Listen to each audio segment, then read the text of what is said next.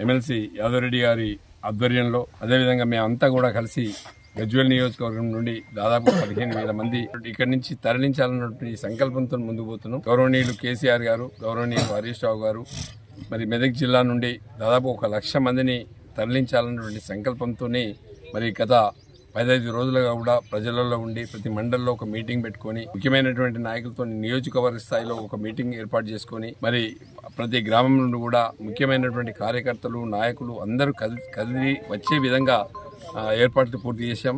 మరి 1-2 రోజులలో అన్ని గ్రామాలలో కూడా ప్రతి గ్రామంలో కూడా తెలంగాణ వాదం వినిపించాలి, ప్రతి ఊర్లో జెండా ఎక్కించుకోవాలి, ప్రతి మండల్ హెడ్ క్వార్టర్లో జెండా ఎక్కించాలి, జిల్లా హెడ్ క్వార్టర్లో కూడా జెండా ఎక్కించుకొని మరి ఎలకతుర్తిలో జరిగే బహిరంగ సభకు పెద్ద ఎత్తున మరి మెదక్ జిల్లా నుండి 1,00,000 మంది కదిలి వెళ్తున్నాం. మా గజ్వేల్ నుండి దాదాపుగా 15,000 మంది కదిలి వెళ్తున్నాం. మరి ఇవాళ తెలంగాణ రాష్ట్రంలో గౌరవనీయులు కేసీఆర్ గారు లేని లోటు అంటే ఆయన ప్రభుత్వం లేని లోటు కనిపిస్తుంది. గతంలో కేసీఆర్ గారు ఉన్నప్పుడు స్వర్ణయుగంగా కనిపించింది. ఇవాళ ఆ పరిస్థితి లేదు. ఇవాళ రాష్ట్రంలో ఏ గ్రామానికి వెళ్ళినా, ఏ పట్టణానికి వెళ్ళినా, ఏ వ్యాపారస్తుల దగ్గరికి వెళ్ళినా కూడా ఈ ప్రభుత్వం వల్ల చాలా నష్టపోయినాం. కాంగ్రెస్ ప్రభుత్వం రావడం వల్ల అందరం ఆర్థికంగా ఇబ్బందుల్లో ఉన్నాం. వ్యాపారాలు కుప్ప కూలిపోతున్నాయి. మరి రైతాంగం రోడ్డు మీదకి వచ్చిన పరిస్థితి ఏర్పడింది. ఇవన్నింటిని